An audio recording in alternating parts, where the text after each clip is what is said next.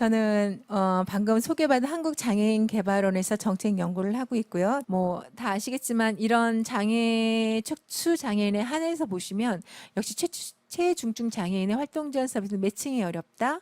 여러 가지 인력의 전문성이 필요하고 그 다음에 이제 거기에 맞는 제도 개선이 필요하다는 게 이제 결론적이고.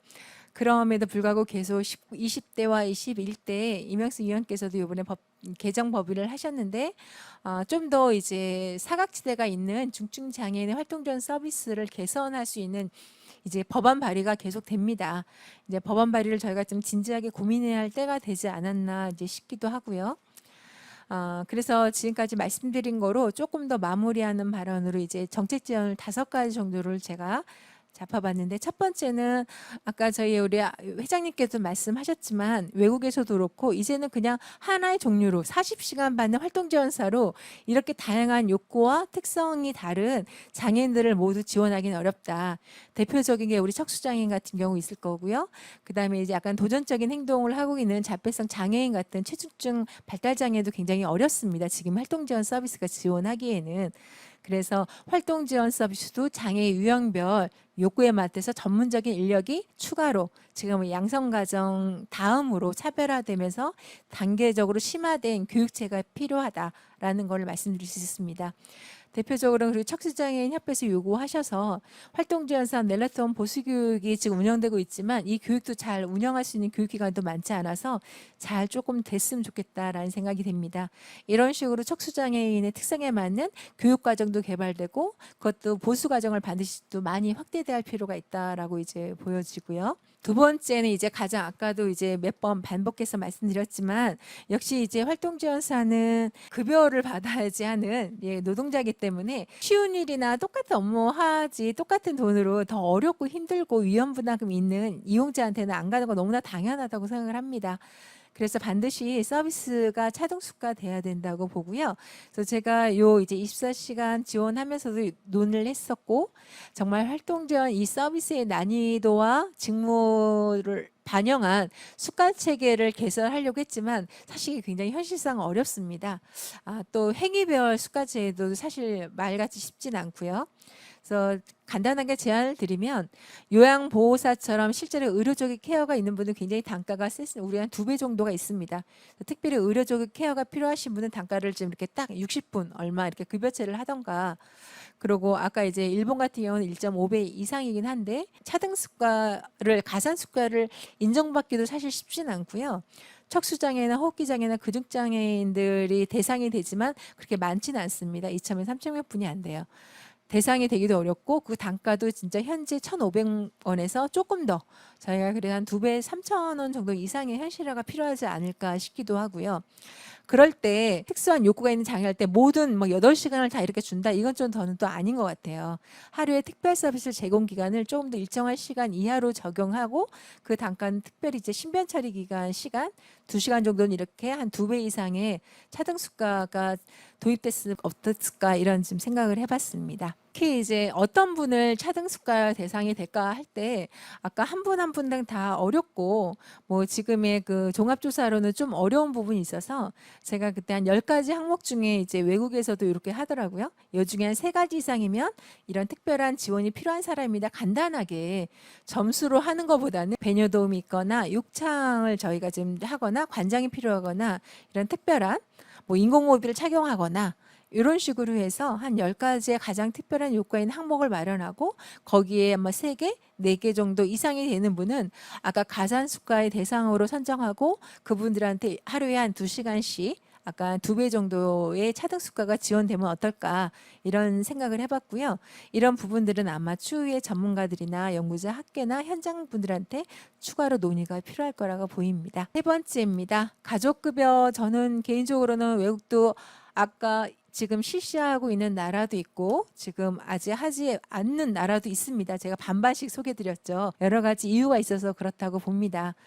그럼에도 불구하고 이제 오늘도 이제 코로나 때문에 이렇게 비대면이 이제 익숙해지고 있는데 또 어쨌거나 예외적으로 한시적으로 그 가족급여가 예외 적용되고 있어요. 근데 이게 바로 없어질 것도 아니고 지금 감염병 환자일 경우만 하고 있지만 저희는 좀 더 좀 우리 이용자들과 제도의 그 유연성 차원에서도 좀 더 장애 특성상 아까 활동지원사를 구하기 어렵다고 입증할 수 있고 아까 신변철이나 우리 척수장애인 같은 경우 좀 어렵거나 정말 뭐 한 달 이상 활동지원사가 매칭이 되지 않는 경우는 좀 더 가족급여를 일시적으로 허용하는 것도 그렇다고 가족급여가 있다고 가족만 하는 게 아니라 반드시 또 그 옆에 전문 활동지원사도 매칭하는 것들도 도입하는 것도 한번 진작에 고민할 필요가 있다라는 생각이 듭니다. 이런 것들도 조금 제 의견이고요. 단지 이게 당연히 이게 많이 반발이 있을 수 있을 것 같아요. 가볍게 절대로 안 돼. 이런 것도 반드시 해. 이런 것보다는 할 수 있는 분들은 하고 또 문제 생기면 바꿀 수도 있고 단지 지금의 어떤 식으로 한시적 허용의 전례가 있기 때문에 좀 고민할 필요가 있지 않을까 개인적으로 이렇게 생각을 하고요. 네 번째입니다. 활동지역 개념과 범위를 저희가 한 번 더 생각할 필요가 있다라고 생각이 들고요.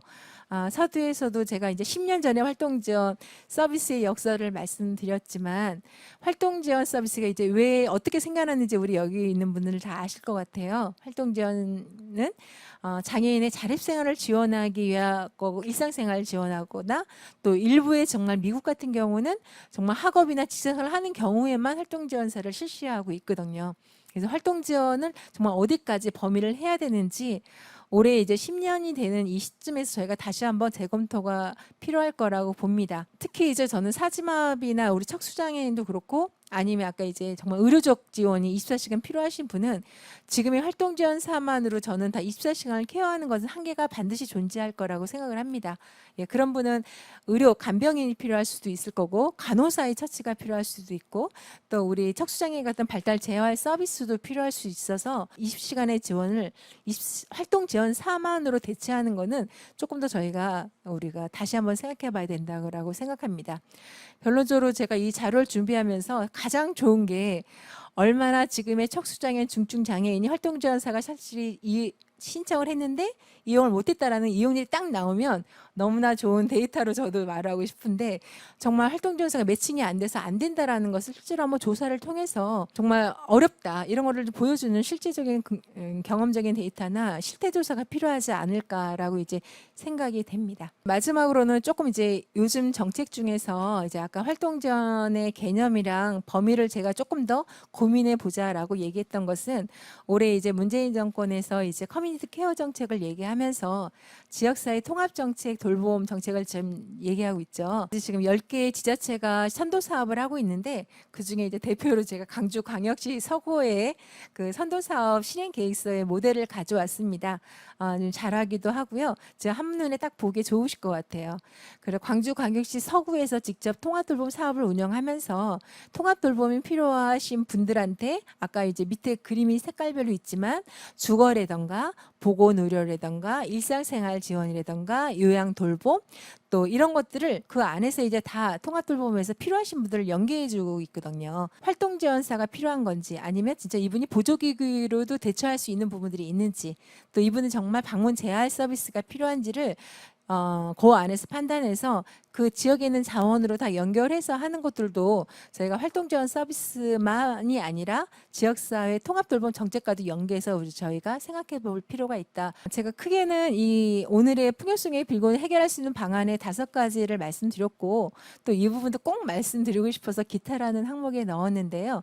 이제 조금 더 아까 제도가 이제 10년이 이렇게 운영이 됐는데 예산도 굉장히 많이 늘고 이용자들 늘었지만 좀 많은 부분에서 만족 체감도 떨어지고 불만도 많고 또 만족하시는 분은 굉장히 만족하고 여러 가지 이 성과 평가가 필요한 시점이다라고 생각하면서 외국처럼 이용자가 활동지원사를 직접 채용하는 계약도 있습니다. 아까 이용자 주도로 그런 시범 사업도 한번 저희가 고민해 볼 수 있고요.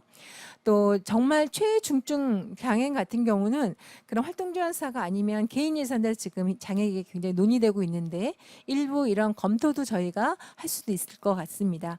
그 대신에 저는 이게 조세로 운영되는 사업이기 때문에 이용제나 제공기관이나 활동지원사의 부정수급은 철저하게 저는 처벌하고 더 그거에 대한 것은 저희가 인식하고 돼야 된다고 생각합니다. 호주 같은 거는 굉장히 엄격하더라고요. 10년 이하의 부정수급이 있을 경우는 매번 장기적으로 몇 번 이제 그런 부정수를 하면 거의 10년 징역형도 있더라고요.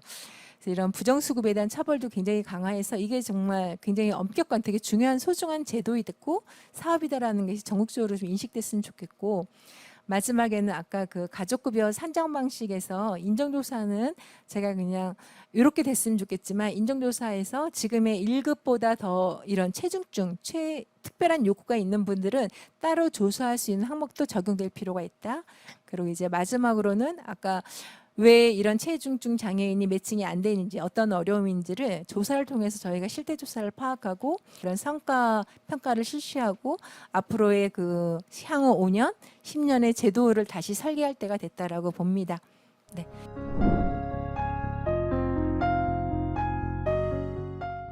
자, 오늘 중증척수장애 활동지원제도의 문제점과 대안에 대해서 좁혀서 한번 대안을 한번 이야기해 보겠습니다. 지금 모든 중증장애인에게 차등 수가를 하자. 거기에 대해서는 저는 일단은 부정수업이 너무 많기 때문에 뭐라고 말씀드릴 수가 없습니다만은 활동지원 서비스 제도상 수가 인상이 꼭 필요한 건 뭐냐? 중증의 척수 장애인 등 신변 처리 지원 시 활동 지원 서비스를 저는 좀 분명히 말씀드립니다. 신변 처리, 신체 활동에 저도 옛날에 걸어다니고 뭘 사고도 내 혼자 할 때는 몰랐는데 지금 활동 지원사가 해주고 있는데 사실은 굉장히 부끄러워요. 고맙게 받긴 맞는데 가족이 해주는 것보다 또 옛날에 내가 하는 것보다도 너무너무 힘들어요. 받는 사람도 힘든데 해주는 사람은 얼마나 힘들겠습니까? 간장이라든지 대변 활동이라든지 소변줄을 차는 거라든지 이런 것에 대해서는 전문적인 영역도 필요하고 그래서 활동 지원비를 2점 내지 2.5배를 2시간 내지 3시간 신변 처리하는 데 있어서 차등 수가들을 적용을 먼저 한번 해보자. 효과가 나는 걸 한번 살펴보자. 이게 내가 지금 이야기 드리고 싶은 거고, 그리고 한 달 이상 활동 지원에 매칭이 안 될 경우 신변 처리 하나에 온전히 가족에게 활동 지원비를 지급하자. 이것도 온전히 가족이 했을 때도 그 2시간 내지 3시간 동안에 활동 지원 서비스비를 주자. 2배는 2.5배로. 그리고 활동 지원사가 무거워서 못 된다 해서 하는 문제가 심각하게 많은 거 중증에게 개인별 특성에 맞는 활동 지원사 모델기구를 보급하자. 신변 치료와 신체 이동 시 체중 하중을 줄여주는 슈터가 우리나라에 개발되어 있습니다. 50kg 나가는 장애인이 있을 때 25kg까지 줄여줄 수가 있거든요. 이런 활동 지원사를 위한 슈터 보급을 무거운 장애인에게는 한번 해보자. 그리고 지원사가 60대, 70대가 거의 많아요. 그래서 여자, 남자 비율이 상당히 부족합니다. 그래서 청년, 젊은 사람의 활동 지원 서비스가 거의 지금 시가 마르고 있습니다. 이 문제도 시급한데요. 저는 이 문제 해결을 위해서는 젊은 사람의 활동 지원 서비스를 하지 않아야 하는 것, 활동 지원 서비스 교육비를 선불로 내야 한다는 것. 이 선불을 바꿔서 활동 지원으로 15만 원 교육비를 젊은 사람 활동 교육비를 안 내고 실제로 15만 원 활동 지원 서비스를 하고 제하는 거로 해주고 단가도 다소 낮기 때문에 올려주자. 그래도 청년 일자리 정책 일환으로 청년들에게만 대학생들에게만 단가 인상이 필요하다. 삶의 활동에 조금이라도 도움이 되었으면 하는 바람에서 제가 이렇게 정책 제안을 한번 해봤습니다. 예, 이것으로 제 말은 끝내기로 하겠습니다. 감사합니다.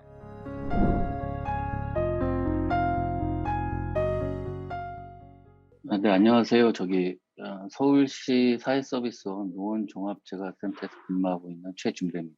우선 이제 서혜정 박사님의 모든 발표자들이 말씀하셨듯이 급여 체계, 즉 수가의 문제를 들고 싶습니다.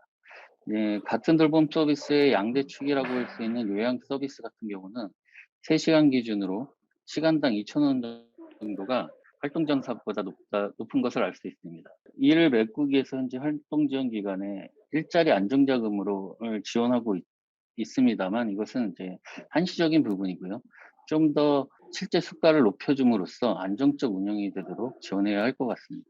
그리고 두 번째로는 활동전사의 짧은 자격 취득 시간입니다. 요양보호사의 경우는 실습 80시간을 포함하여 240시간 정도 교육을 받게 되어 있는데, 이에 반해 활동지원사는 이론 교육과 실습 10시간을 포함해서 단지 50시간만을 교육을 실시하고 있습니다. 이러한 짧은 교육 시간은 척수 장애인분들처럼 신체적으로 돌봄이 어려운 분들을 케어했을 때 돌봄 기술의 한계가 현장에서 계속적으로 발생된다고 하겠습니다. 교육 시간을 증가하고 질을 좀 높임으로써 척수 장애인 등의 장애 유형별 이해 등을 높이고 돌봄 기술의 전문성을 강화해서 수료증 발급 기준을 높이고 교육 내용을 동료 교육 등 현장에서 필요한 교육을 중심으로 강화해서 활동지원사로 하여금 이제 어려우신 분들한테 찾아갈 때 서비스 현장에 대한 두려움을 좀 줄여야 할 것이라고 생각됩니다. 세 번째로는 노동 강도가 높은 활동 지원에 대한 기피 현상입니다. 저희 같이 공공기관인 부가 민간이나 모두 노동 강도가 높은 활동 지원 활동에 대해서 기피하는 것은 다 누구나 마찬가지인 것 같습니다. 저는 여기에 대해서 두 가지 제안을 하고 싶은데요. 우선은 앞에서 계속 말씀하셨던 차등 수가제이고요. 다른 하나는 다인 서비스의 제공입니다. 현재 우리 서울시 사회서비스원은 노동 강도를 좀 낮추기 위해서 다인 서비스를 제공하고 있습니다. 이는 활동지원사로 하여금 어려운 사람들을 기피하는 현상을 좀 줄일 수 있는 그런 조건들을 마련하게 하는데요. 따라서 저희 지침에 있는 2인 서비스를 좀 더 활성화하는 방법을 고려해 봐야 될 것입니다. 그리고 아까 말씀해 주셨는데 차등수가 관련해서 가산제도 있지 않습니까? 그거에 대해서 서비스 지원 종합조사표 중에 기능 제한 부분에서 446점 이상이 나와야 되는데요. 여기는 이제 신체적인, 아까 말씀하셨던 인지적인 측면까지 포함되어 있어서 신체적인 부분과 인지적인 부분을 따로 떼서 서비스를 제공해야 되지 않을까라는 생각이 듭니다. 마지막으로 이제 척수장애인분들처럼 활동지원사 연계가 어려운 분들을 위한 이제 가족 돌봄 얘기가 마찬가지로 계속 많이 나왔는데요. 현재는 섬 벽지 등에 거주하는 등 서비스 제공이 어려운 경우만 해당되지만 이에 대한 확대가 필요해 보입니다. 물론 아동학대처럼 장애인학대도 가족에 의해 이루어지는 경우가 많고 계속 말씀하시는 것처럼 부정수급 사례도 있으나 또 뭐 장애인분들의 자기결정권이나 장애인 생활 확보가 어려워질 수 있다는 측면에서 조금 시기상조인 것 같기도 하지만 가족돌봄제도의 충분한 제어 장치를 함으로써 가족돌봄제도의 활성화를 좀 해야 되지 않을까 하는 생각이 듭니다.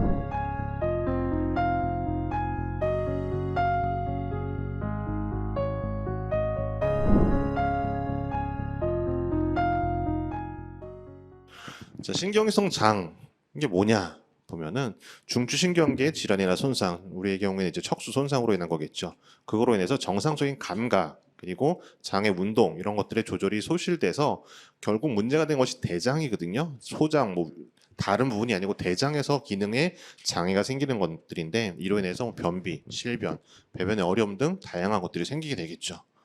척수장애 후에 생기는 문제는 이 대장의 모든 부분에 생기는 건 아니고요. 주로가 이 척수 이렇게 내려오면은 이 배변을 담당하는 위에 이제 위나 다른 소장 같은 경우에는 크게 문제가 생기지 않아 우리가 소화시키고 영양분을 흡수하는 데에서 문제가 생기지 않는데 대장 중에서도 이렇게 천수절부터 영향이 있는 횡행대장의 한 반 정도 그리고 하행대장, S사대장 그 다음에 여기 직장 및 항문 쪽에 주로 기능장애가 생기는다고 보시면 될 것 같아요. 그럼 여기에서의 주된 기능들이 이거거든요.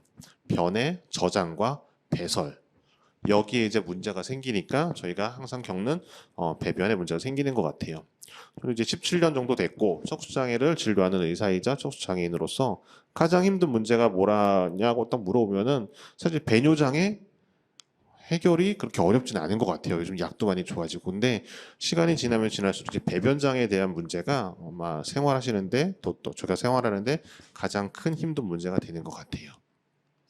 병원에 가면은 대부분 이렇게 얘기하죠. 효과적인 배변을 위해서 씻고 2-30분 후에 화장실 가세요. 식사약 유지하시고요. 2-3일에 한 번은 화장실 가셔야 돼요. 안 되면은 아기오 같은 거 처방하죠. 아기오, 웰콘, 그다음에 식이섬유 먹으라 그러고 그다음에 편히 직장에 내려오도록 여러 가지 방법을 쓰죠. 장 마사지도 해보고 수지 자극도 하고 좌약도 쓰고 그 다음에 혹시 이렇게 장 마사지 수지 자극하거나 할 때 변이 직장에 있으면은 당장 변 나올 수 있으니까 변 비워 주셔야 돼요. 그 다음에 변은 부드럽게 만들어야 돼요. 변비 만들면 안 돼요. 그리고 수분이 섭취하시고요. 식이섬유 드셔야 되고요. 이런 거 잘 안 되면은 저희가 변 부드럽게 해주는 마그밀이나 듀파락 같은 거 처방해 줍니다. 이러한 말들이 이제 대부분 병원에 가면은 듣는 말씀 이야기들일 거예요.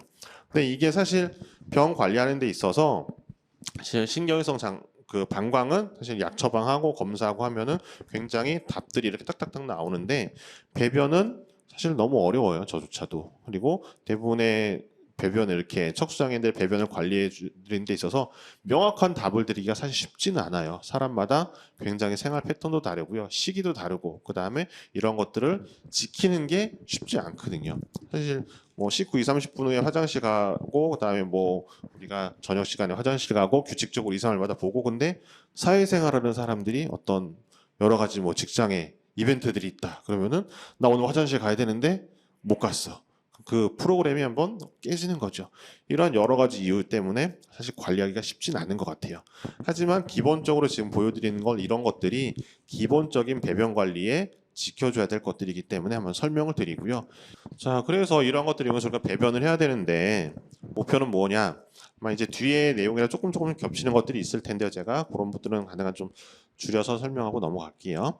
조절되지 않는 배변, 크게는 배변 지연이랑 계획되지 않은 배변이죠. 이런 거죠.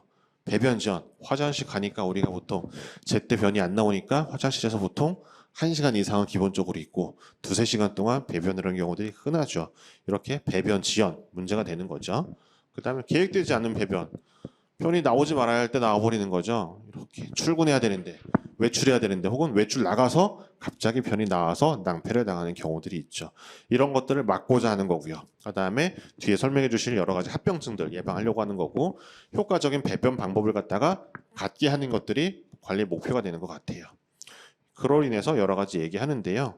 이런 것들을 얘기합니다. 우리가 적절한 수분, 시기, 활동, 직장 자극 방법이 본인이 할 수 있는 적절한 직장 자극 방법. 그 다음에 프로그램을 만들기 위해서 초기에는 매일매일 직장 자극을 하는데 이게 어느 정도 프로그램이 되면은 보통 이틀에 한 번, 3일에 한 번 이렇게 이제 변이 내려오는 그런 프로그램이 몸에 세팅되기 때문에 그 이후에는 거기에 맞추면 되고요.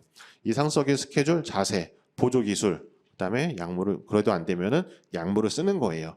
우리가 화장실 갔을 때 변 열심히 잘 봤는데 뭔가 뒤가 찜찜해서 못 나오는 경우들 많을 거예요. 그럴 때 요거를 조금 알고 계시면 조금 도움을 받으실 수 있을 거예요. 배변이 완료됐다는 걸 알려주는 신호가 있어요. 1번은 2번의 수지 자극 했을 때 2번 정도 수지 자극을 했는데 10분 이상 변도 가스도 안 나온다. 이럴 경우에는 이제 어느 정도 완료가 된 거고요. 그 다음에 간혹 가다가 제 먼저 환자분들이 하는 말이 변 보는데 마지막에 콧물 같은 게 나와요 라고 얘기하시는데요. 그게 이제 점액이에요. 점액. 변 다 나오고 나서 나오는 점액 같은 거거든요. 점액이 밀려 나왔다고 하는 경우는 마지막에 볼 때 점액이 밀려 나왔다고 하는 거는 대변은 다 나왔다고 보시면 돼요. 그 다음에 마지막에 이렇게 수지 자극하는데 이렇게 아까 얘기했듯이 직장이 이렇게 닫혀 있는데 수지 자극할 때 직장이 내 손가락을 이렇게 감싸는 것처럼 다친다 이러면은 위에서 뭔가 내려올 게 없다는 거예요. 근데 수지 자극하는데 이게 이렇게 벌어지면서 공간이 생긴다. 이러면 위에서 가스든 대변이든 내려올 게 있다고 보시면 돼요. 그래서 대변 없이 점액이 나온 경우, 그 다음에 수지 자극을 2번 정도 해봤는데 장이 이렇게 다치는 소견이 있다. 이럴 때에는 당장 나오는 병들은 다 내려왔기 때문에 배변을 내가 끝내도 되겠구나. 조금 안심하고 화장실에서 이제 씻고 나가도 되겠구나. 라고 생각하시면 될 것 같아요. 제가 조금 빨리 끝냈습니다. 일단은 PAI 관장기라고도 하고 페리스틴 관장기라고도 하고 물 관장기라고도 하는데요. 정식 명칭은 페리스틴 애널 이리게이션이라고 해서 PAI 관장기라고 합니다. 이 관장기의 원리는 하행 결장에 따뜻한 물을 채워서 약간의 장을 팽창시킨 다음에 연동 운동을 촉진시키는 거예요. 우리 대장을 잘 생각해 보시면 올라가는 상행결장, 옆으로 지내가는 횡행결장, 내려가는 하행결장, 직장, 항문이 있습니다. 그래서 이 내려오는 장에 물을 전부 채울 거예요. 상당히 높이 올라가는 거죠. 일반 관장약보다는 많이 들어갑니다. 그래서 장을 팽창시켜서 움직일 수 있게 도와주는 역할을 하는 거예요. 물통에다가 물을 채웁니다. 너무 뜨겁지 않게 34도에서 40도 사이면 좋고요. 그리고 여기에 초록불이 들어오면은 적정한 온도입니다. 물에는 다른 건 아무것도 넣지 마시고 그냥 수돗물 또는 생수를 사용하시면 됩니다. 그리고 튜브를 물통에 연결을 하고요. 연결은 여기를 그냥 시계 방향으로 한 번만 돌리면 바로 고정이 됩니다. 다음은 카테터, 노즐이라고 하는 걸 연결하는데요. 이것도 마찬가지로 시계 방향으로 돌려주면은 바로 연결이 되고요. 아까 말씀드린 것처럼 윤활제를 활성화시켜야 됩니다. 그래서 레버를 물 모양으로 돌린 다음에 펌프질을 합니다. 한 번, 두 번 이렇게 몇 번만 하면은 금방 이제 물이 나올 거예요. 네. 그래서 한 30초 정도 기다렸다가 윤활제가 활성화가 되면 이제 바로 항문에 주입할 수 있습니다. 항문에 넣을 때는 힘 빼주시고 긴장 푼 상태로 항문에 여기에 적정 삽입될 수 있는 표시가 있어요. 여기까지 표시 이만큼 항문에 들어가는 거예요. 항문에 힘을 빼고 넣고요. 그리고 이제 바람을 불어 넣을 거예요. 풍선을 불어 넣는 표시에다가 레버를 돌리고요. 가볍게 한 2번 정도 펌프를 합니다. 한 번, 2번. 그래서 풍선이 불어졌어요. 제가 손을 놔도 카테터는 빠지지 않습니다. 이제 물을 주입할 준비가 다 되었어요. 레버를 물 표시로 옮겨 놓고 그 다음부터 1초에 한 번씩 물을 주입시킵니다. 혹시나 물을 주입할 때 만약에 너무 배가 아프거나 그러면 잠시 쉬셔도 좋아요. 잠깐 심호흡하고 천천히 하시면 돼요. 주어진 물 양이 다 주입이 되면은 이제 노즐을 제거할 겁니다. 항문에서 빠질 거예요. 여기서 바람 빠지는 표시가 있습니다.